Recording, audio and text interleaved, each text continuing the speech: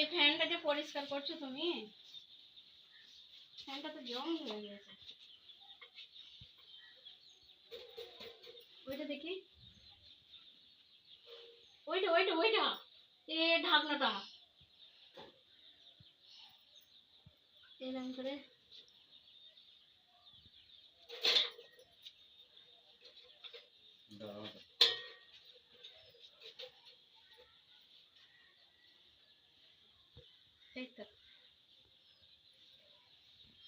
হয়ে গেছে, হয়ে পড়ে যাচ্ছে তো।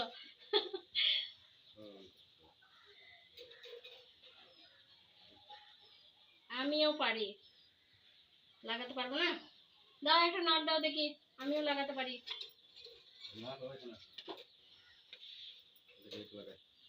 ক্যাপটা লাগিয়ে দাও আগে, তারপরে গিয়ে এইগুলো মানে ঠিকঠাক ভাবে লাগানো যাবে।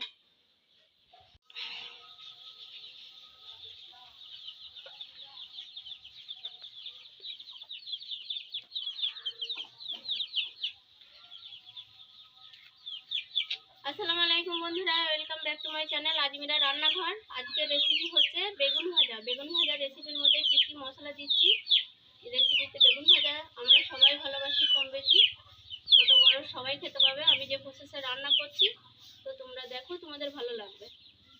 বন্ধুরা, এই বেগুন দুটো ফ্রাই হবে। প্রথমেই আমি বেগুন দুটো ভালো করে ধুয়ে নিয়েছি। ধুয়ে নেওয়ার পরে বেগুন দুটো কাটবো। বেগুন দুটো ভালো করে কেটে আমি ফ্রাই করব। তো তোমরা দেখো। বিসমিল্লাহ।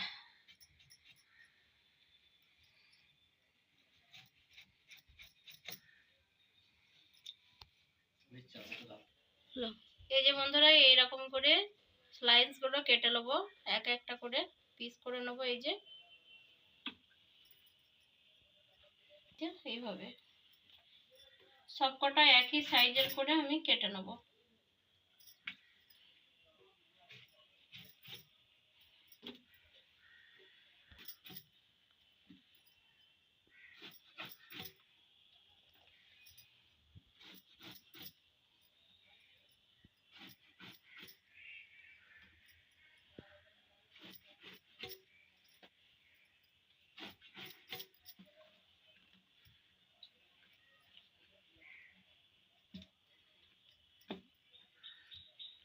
পিস কটা সব আমি একই সাইজ করে নেব কেটে।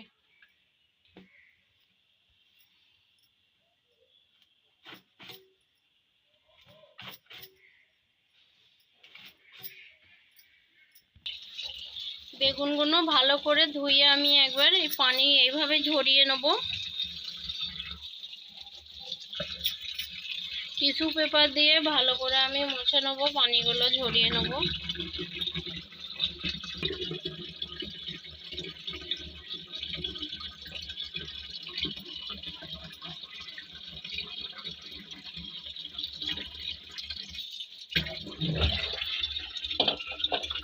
গায়ে মাখানোর জন্য মশলাটা আমি আগে করে নেব।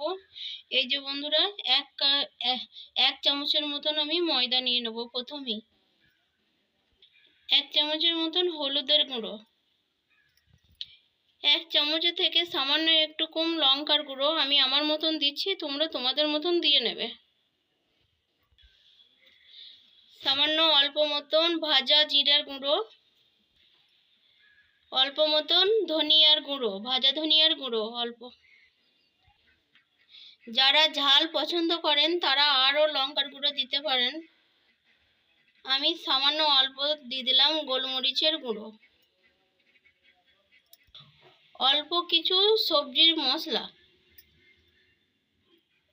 সামান্য একটু আমার সিক্রেট মশলা।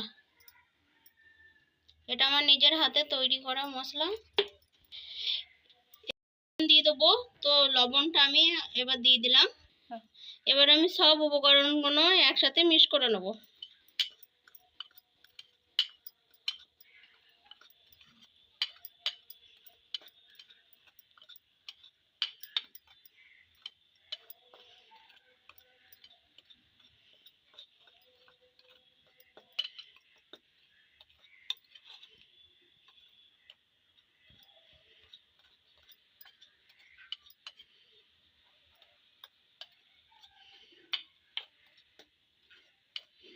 এই যে বন্ধুরা, আমি সব কটা উপকরণ একসাথে মিক্স করে নিয়েছি।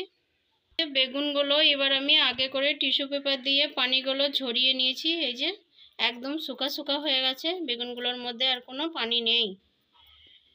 এবার ফ্রেশ বেগুনগুলোর মধ্যে আমি এক এক করে এগুলো দিয়ে মাখিয়ে নেব, দিয়ে 10 মিনিট আমি রেস্টে রাখবো।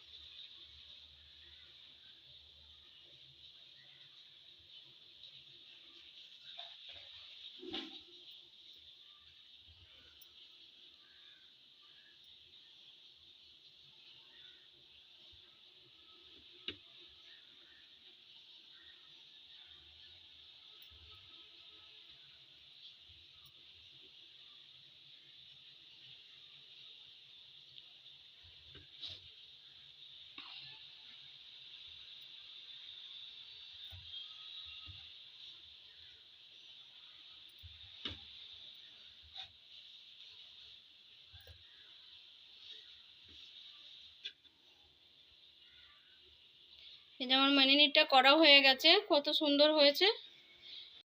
10 মিনিটের মতন আমি রেস্টে রাখবো। বেগুনগুলো আমার 10 মিনিটে রাখা হয়ে গেছে। গ্যাসের ফ্লেমটা অন করে দিয়ে আমি কড়াইটা চাপিয়ে দিলাম বেগুনগুলো ফ্রাই করার জন্য। কড়াইটা আমার গরম হয়ে গেছে, এর মধ্যে এবার সরিষার তেল দিয়ে দেবো বেগুনগুলো ফ্রাই করার জন্য। আমি খুব ডুবো তেলে বেগুনগুলো ফ্রাই করব না।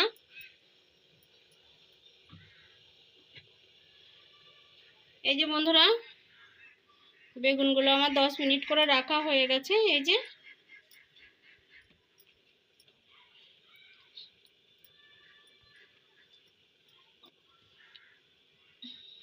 সুন্দর ইয়ে এসছে, পানিগুলো ছেড়ে গেছে। হ্যাঁ,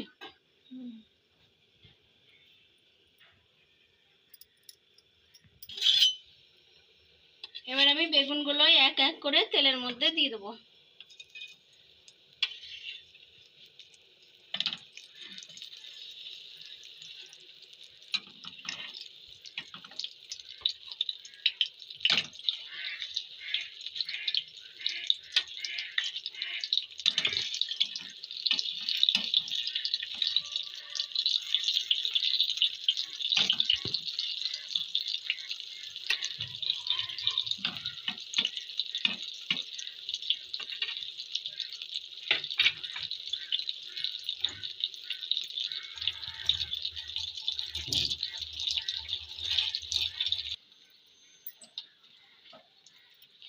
বেগুনগুলো আমার এক সাইড হয়ে এসছে, এবার আমি একবার উল্টে দেবো।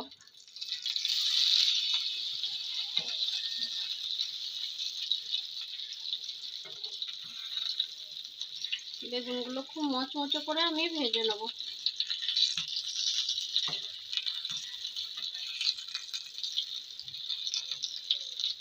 সুন্দর মুচমুচে করে ভাজা হচ্ছে না রিঙ্কি?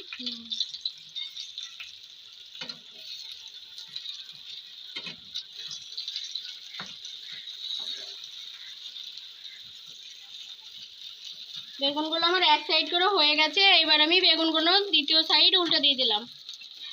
একদম মুচমুচে করে ভাজবো বেগুনগুলো। বেগুনগুলো ভাজা হয়ে গেছে, এই যে বন্ধুরা মুচমুচে ভাজা হয়ে গেছে। এবার আমি তুলে নেবো এক এক করে।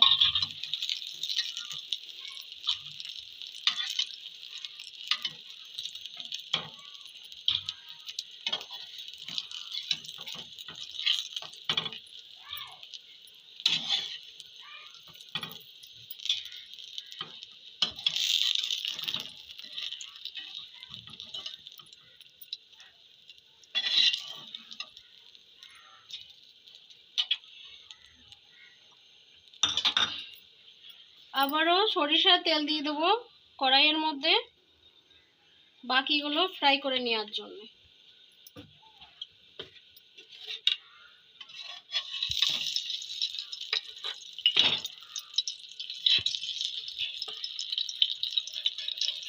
বেগুনগুলো আমার এক সাইড হয়ে গিয়েছে, এবার আমি আর এক সাইড কুক করে নেব।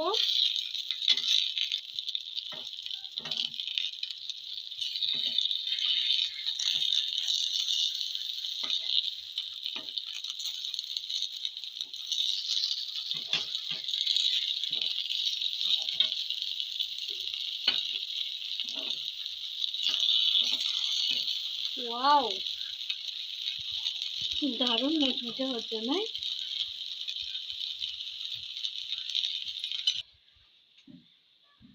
এই যে বন্ধুরা কত সুন্দর মুচমুচে হয়েছে, তোমরাও এরকম বানিও।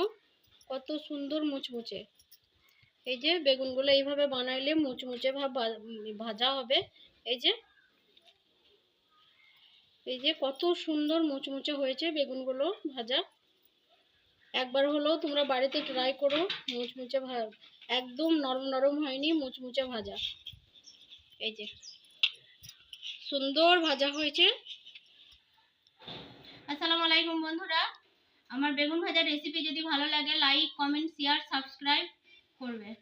বেগুন ভাজা আমরা কম বেশি সবাই ভালোবাসি, ছোট বড় সবাই খেতে পারবে। আমি যে প্রসেসে বেগুনটা ভেজেছি তোমরাও এই প্রসেসে ভেজো, তোমাদেরও সুন্দর হবে, খেতেও ভালো লাগবে, ছোট বড় সবাই খেতে পারবে।